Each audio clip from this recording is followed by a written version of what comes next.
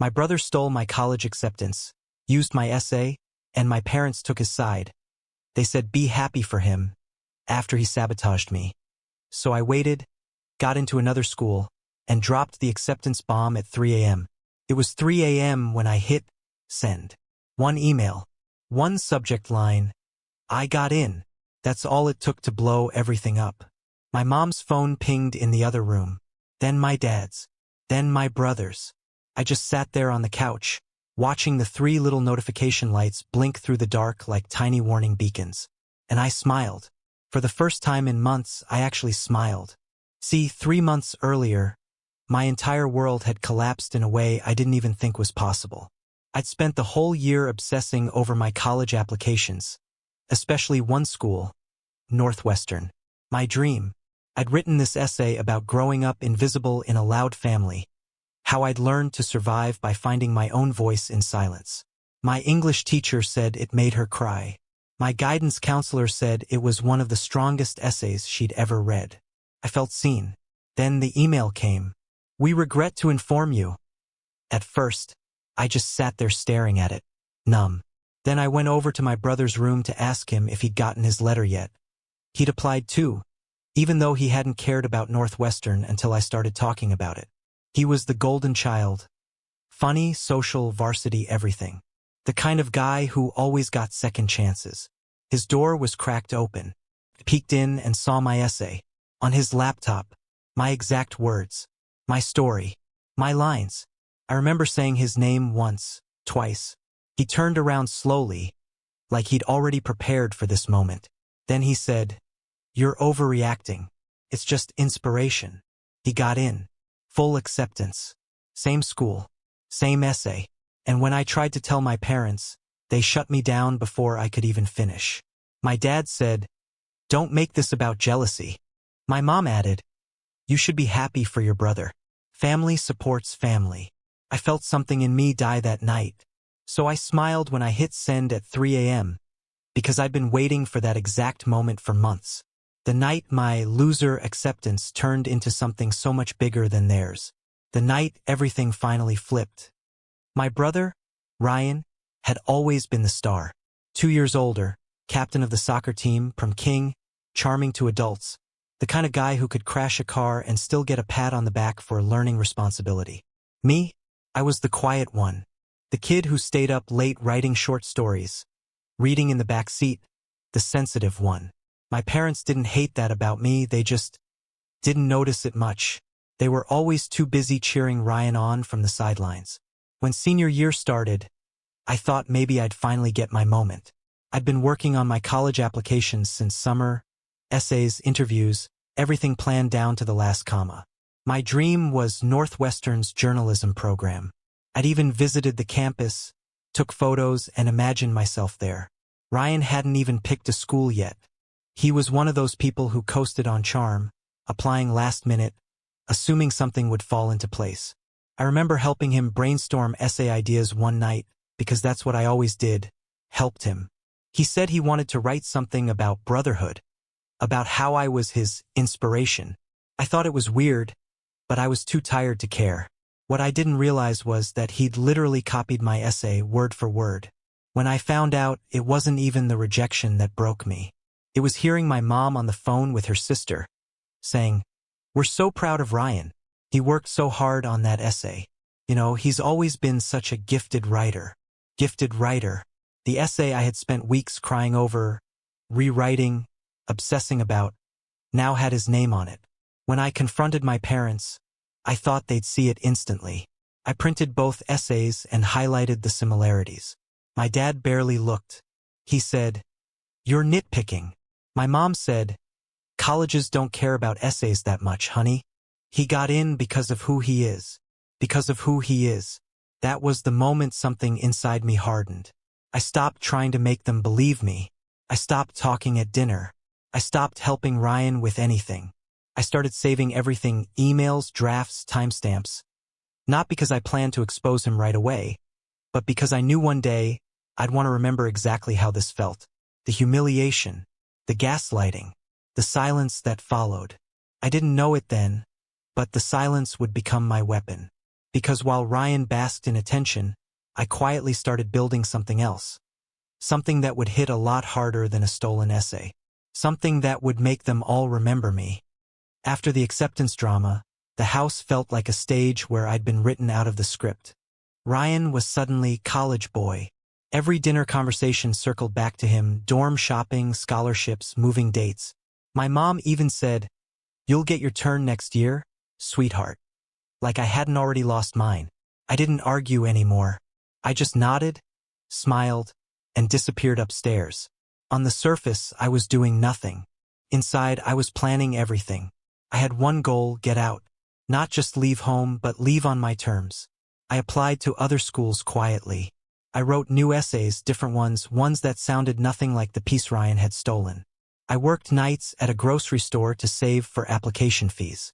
I didn't tell anyone. Ryan would brag about his upcoming orientation, how he couldn't wait to live somewhere intellectual. My dad laughed, saying, "Don't forget us little people when you're famous."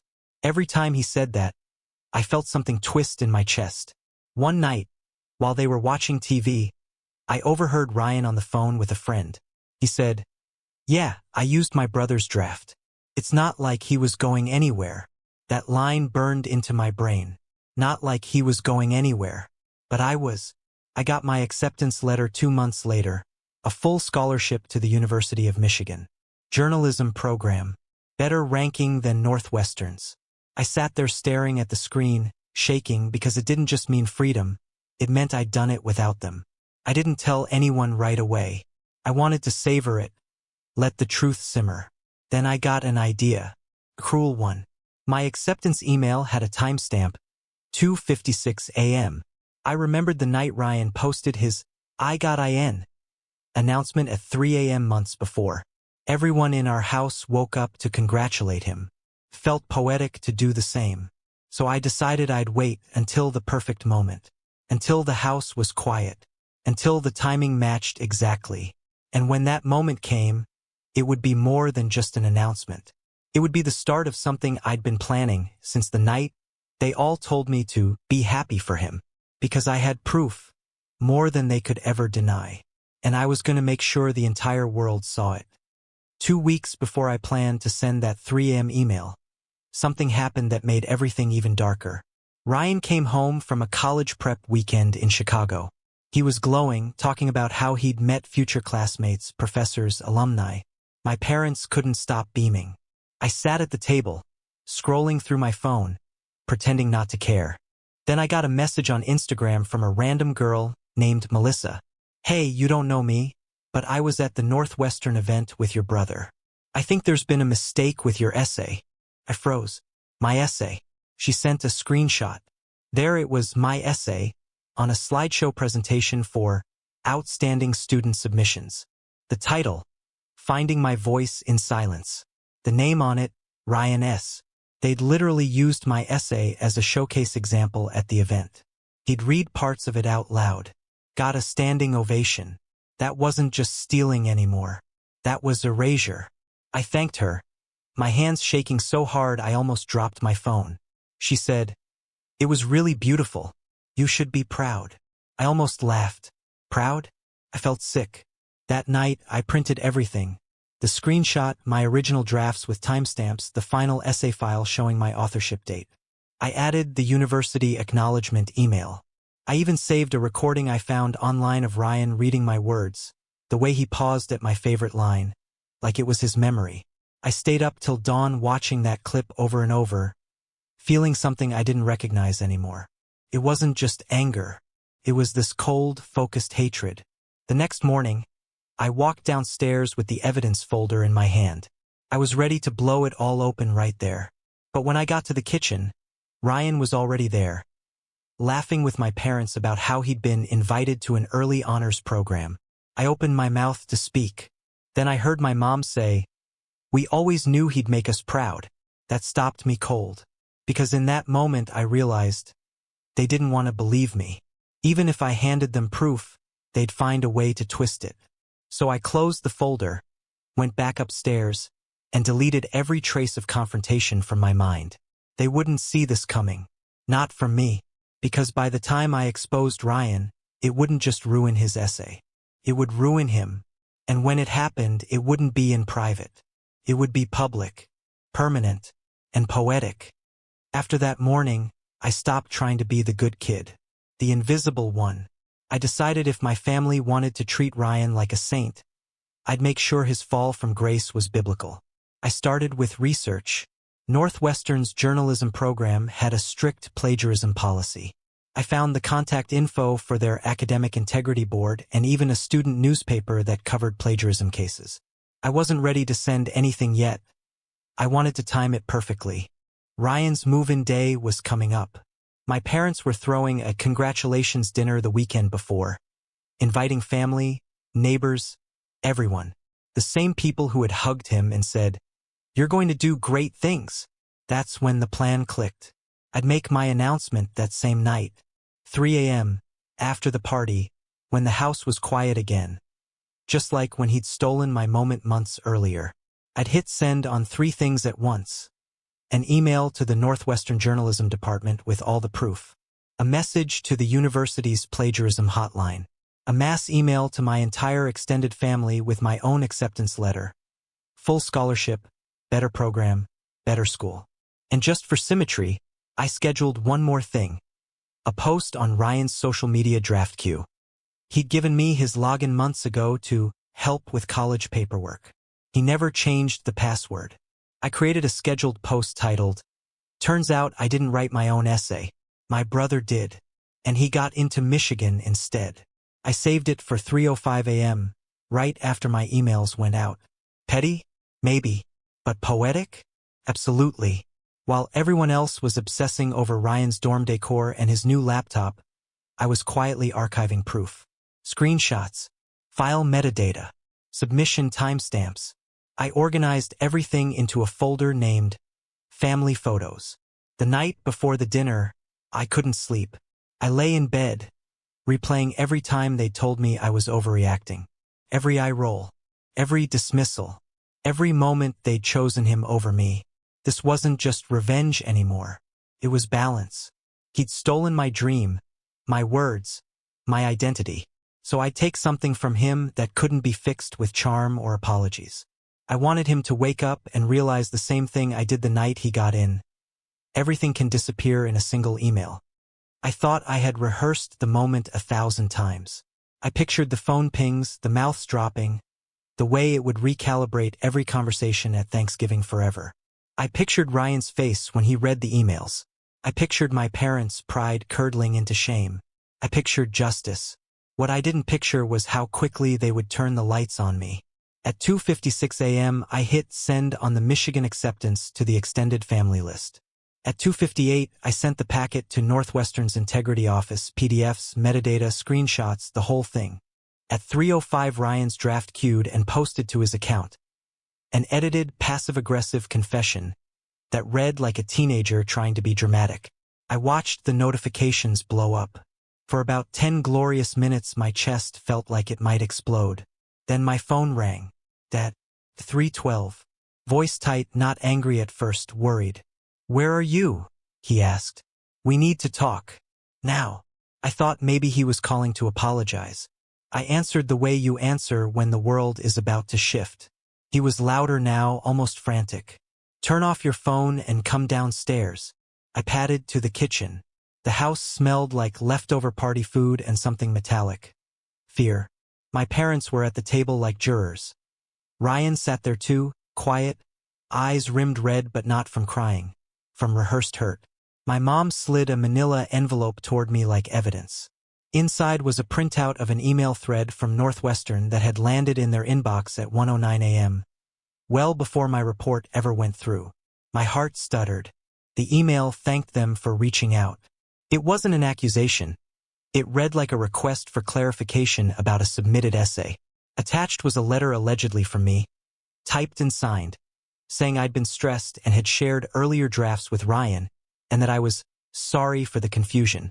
The signature looked exactly like mine. The header showed it came from my own university email address. The metadata? Clean. "You hacked his account," my dad hissed before I could speak. "You tried to ruin him." I stared. My throat made a sound I didn't recognize. I began. My voice thinned into something else when my mother cut in. "We found this when we checked both of your applications," she said, as if reciting facts. "We thought you were playing a prank. You got angry, so you escalated." My protests bounced off the room like thrown dishes. Then Ryan leaned forward, the second twist settling into place like a blade. "I didn't want this to get ugly," he said softly. "I told them I used your draft because I didn't know how else to explain how I felt. About us, about the family. I told them you gave it to me. I told them you were upset. It was a confession, but not the one I'd anticipated." It made no sense. He sounded like someone reciting lines he'd been coached on. My stomach dropped.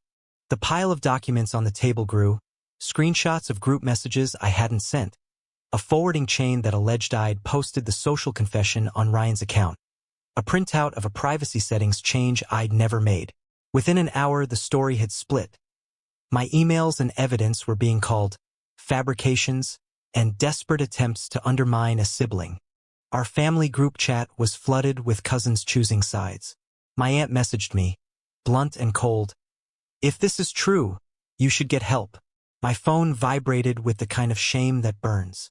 I'd planned a public takedown that would strip Ryan of his stolen moment. Instead, I'd walked into a trap I hadn't seen coming. A preemptive narrative that painted me as the saboteur. Someone had sent Northwestern an earlier claim with my name attached.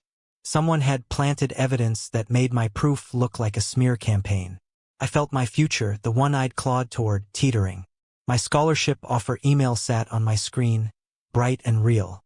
But the louder noise in my head was my father's voice that night, low and final. "We need to protect the family." I realized then, with a coldness that made my hands go numb, this wasn't just about essays. This was about a decision someone in my house had already made for me. I didn't know who had written that first email or forged that letter. But I knew exactly what had happened next. They were going to make sure I looked unstable. And if that failed, they'd bury me with something far worse. I left the kitchen before anyone could stop me and locked myself in my room. I opened my laptop and started digging, hands shaking, because whatever they'd done at 1:09 a.m. had come from inside our house. Who would betray me like that, and why would they go to such lengths to protect Ryan? Took me 3 days to find the full truth.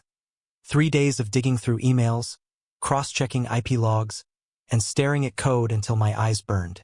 First, I assumed it was Ryan. He'd always been sneaky when it came to grades, passwords, lies, but what I found didn't fit his style. The fake letter had been sent from our home Wi-Fi, yes, but not from his laptop. It came from my mom's old desktop computer, the one in the home office that only she used. When I realized that, something inside me went still. I didn't confront her right away. I waited until she came home from work that Friday, humming like everything was fine. I sat her down at the kitchen table, pulled up the IP log, and showed her the evidence. She didn't even flinch. "You don't understand," she said quietly. "You were going to destroy him." I laughed. An ugly, sharp laugh that made her flinch for the first time. "He stole my life," I said. "And you helped him do it." That's when she told me the part I'd never known. Ryan hadn't just stolen my essay because he was lazy. He'd done it because my parents asked him to. They'd read my essay before submission, and they decided it fit him better. They thought my chances were too slim, that I'd get rejected anyway. So they convinced him to reuse my words, to make sure someone in the family got in. When I didn't get accepted, they panicked, because they hadn't expected me to find out. And when I did, they needed to make sure the story didn't reach the school. So when my mom saw my email to Northwestern's journalism office in her inbox, our accounts had been synced once for a FAFSA submission. She went into damage control mode. She wrote that fake confession letter herself. "I had to protect both of you," she said, voice trembling like that made it better. "We couldn't have the school thinking our family was dishonest. Ryan worked so hard." I slammed my hand on the table. "He didn't work hard. He stole. And you helped him." Her eyes filled with tears, but not the kind that come from guilt, the kind that come from fear of losing control. "Sweetheart," she whispered, "you're not built for that world. Ryan is. He knows how to talk to people, how to make connections. You'd have hated it there. That was the cold part, the honest part. She didn't do it for him. She did it because she didn't believe I belonged in a world that rewarded confidence over quiet effort. To her, I was disposable, the spare. That night, when she went to bed, I sat alone in the living room for hours. Not crying. Just realizing that my own parents had chosen to bury me rather than face embarrassment. And Ryan, he'd gone along with it because it was easier to let me take the fall than tell the truth. So when I opened my laptop again and saw the Michigan acceptance letter glowing on my screen, something in me shifted from grief to something colder. Surgical. They wanted me to be invisible. Fine. I'd disappear on my own terms. Right after I made sure their little lie detonated in public view. The next week I packed everything I owned into 2 suitcases, told my parents I was going to stay at a friend's place for space, and left before dawn. I didn't tell them that space meant an arbor, that my classes started in 10 days. They thought I was sulking. They didn't know I was done. But before I left for good, I set one last thing in motion. I took all the files I'd gathered, the screenshots, the essay drafts, the voice recording of Ryan reading my words, even the fake apology letter metadata, and dropped them into a single organized Google Drive folder. I named it The Truth About the Essay. Then I wrote one email. Short, clean, precise. To Northwestern University Academic Integrity Board subject. Follow-up regarding misattributed application essay, please review this folder. You'll find evidence of authorship, timestamps, and a forged email allegedly sent from my account on January 8th at 1:09 a.m. The desktop used belongs to mother's name.